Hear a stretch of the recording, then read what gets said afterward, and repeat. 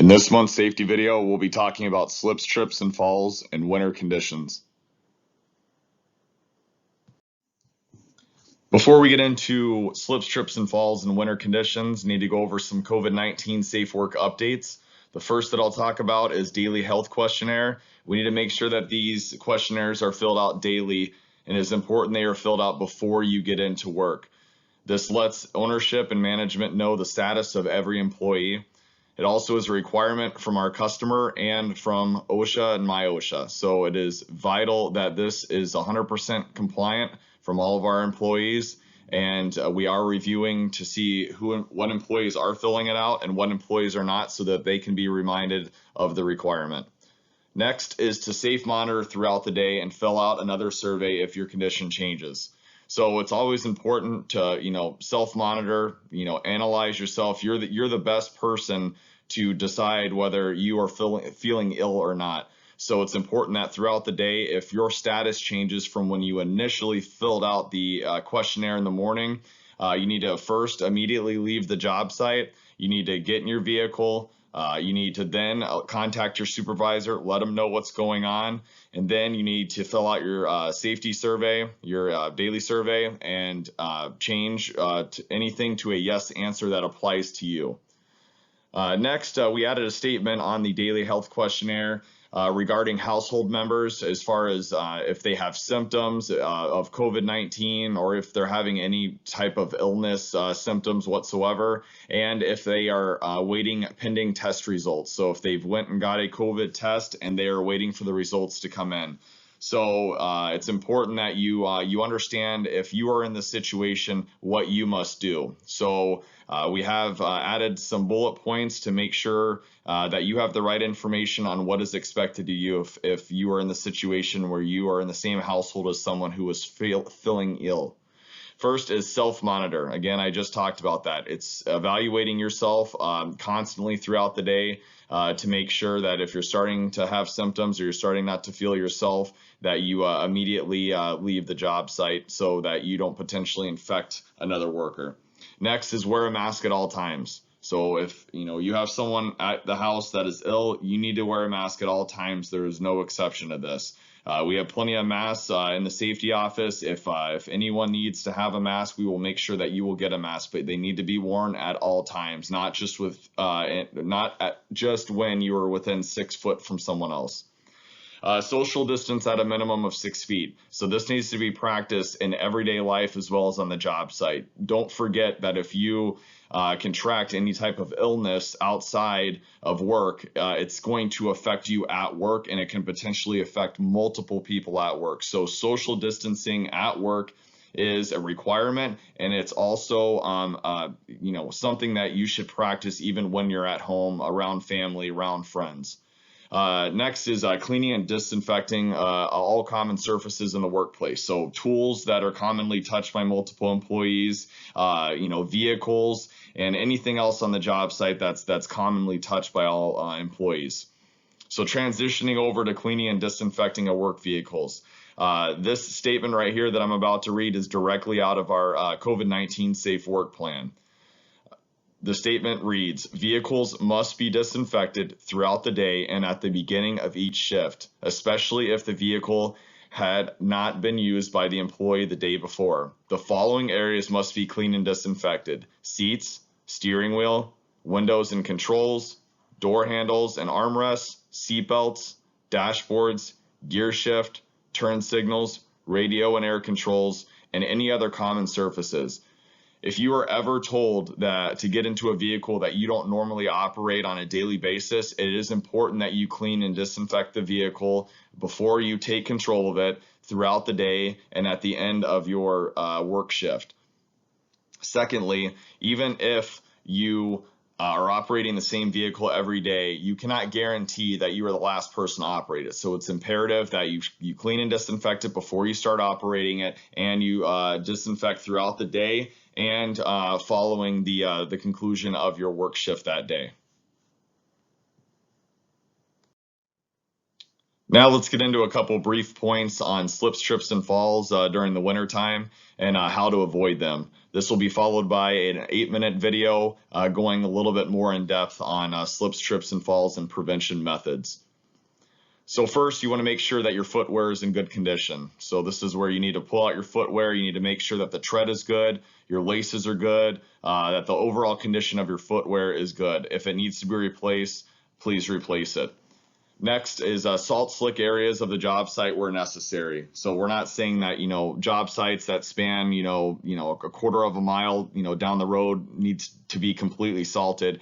But major traffic areas that, multiple employees are working in and transiting through, these are areas that if they are, severely slick, that make sure that you apply salt where necessary.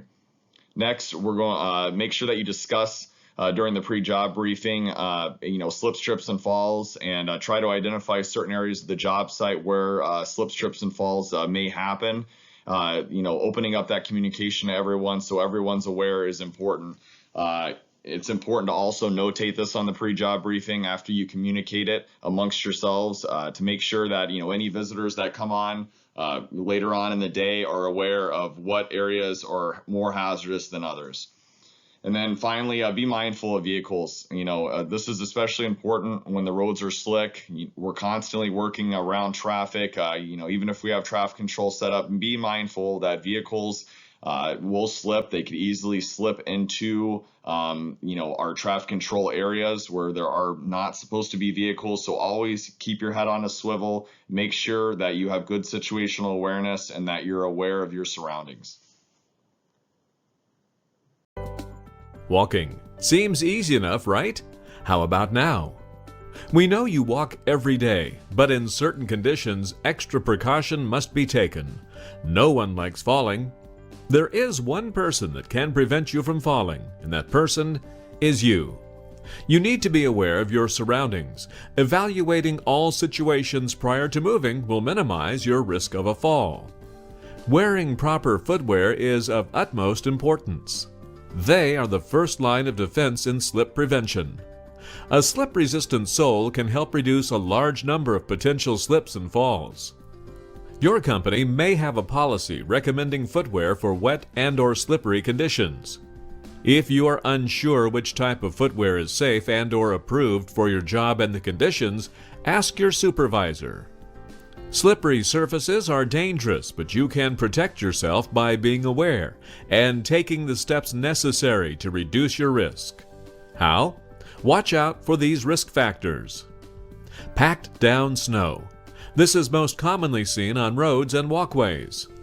Cars driving consistently down a road or feet constantly packing down snow on walkways are a recipe for a slippery surface. Once snow is compressed and packed down, it can become extremely slippery. Be extra cautious when walking on packed snow. Warm days. When it's hot outside, snow will begin to melt. This can create a slushy mixture, which is often very slippery. Sometimes there can be ice below the thin puddles. If the area has been treated with salt, you can still get this dangerous mixture, even if the temperature is below freezing. Do not think because the surface is wet that all the ice is melted. Falling in water is still falling and can cause an injury. Black ice. The ice is not actually black, but really a thin layer of clear ice that formed over a black road or surface, usually asphalt. This makes it extremely hard for the human eye to identify, which in turn makes it very dangerous. Any type of clear ice is dangerous, whether it's on a black road or a gray sidewalk. Both are equally slippery and equally hard to see. This false sense of security may lead you to let your guard down. In these conditions, that can lead to a fall. Ice can melt and flow over a cold surface and freeze again. Be on the lookout for these near wet areas. Remember, the slower you walk, the better. This is true for any slippery surface, frozen or not. Reducing the length of your stride and slowing down can dramatically reduce your chance of a slip and fall. Like we said earlier, be aware of the conditions and take steps to prevent an injury. In this case, be aware of slippery conditions and adjust your stride to prevent a fall. But even if you do adjust your stride and a fall still occurs, the severity of your injury can be reduced. How? Simple. Make sure you do not use your hands or arms to break your fall. The best way to fall is to use the rolling contact method. The first contact made should be your thigh, then your hips, and lastly your shoulder. Bend your head the opposite direction of the fall to avoid a head injury. By rolling like this, the impact of the fall is greatly reduced and your chances of an injury are less likely. But if you take the precautions outlined throughout this program, you should be able to avoid falling altogether. That's the best choice. Anything else? Yes. When walking up and down stairs, be prepared for icy conditions. When choosing your route, pick the cleanest spot, but remember, packed down snow can be very slippery too. Always hold the handrail, no exceptions. Go one step at a time. Do not put one foot in front of the other. Place your heel or toe as close to the riser of the step as you shift your weight when bringing the other foot up or down. Place your entire foot on the surface, not just toes or heels. If you need to go down a slope with no steps, use a systematic approach to walking. Zigzag slowly down the slope using small strides. When walking through intersections, be aware of vehicles. Their ability to stop may be compromised by the same slippery conditions you are walking on. Do not cross the street until the car has made a complete stop. Vehicles can also slip across the ice, which can increase their stopping distance. Wait for the vehicle to be at a complete stop, even if you have the right-of-way. Use only marked or designated walkways. When parking a vehicle, look for plowed or cleared areas for parking. But regardless of how clear the space looks, be extra cautious when exiting in slippery conditions. If the snow is so hard that you cannot make a footprint, this is a good indicator slippery conditions exist. When exiting a vehicle, pivot in your seat. Place both feet on the surface no more than a shoulder width apart. Any further and you risk doing the splits. While keeping the back of your legs as close to the frame as possible, slowly shift your weight to your feet standing up. Use the vehicle's door or any other handhold for additional support. Take small, short steps. Try to keep your weight slightly forward of your toes. Keeping the weight on the back of the heels can make your feet slip out from under you. Be cautious when walking in and out of buildings. The extra foot traffic makes it more likely that the snow is packed down and slippery near the entrance. You also need to be careful once inside as well. The snow from people's footwear could have melted, making the floor inside slippery. The snow packed on the tread of your footwear can turn your shoes into ice skates.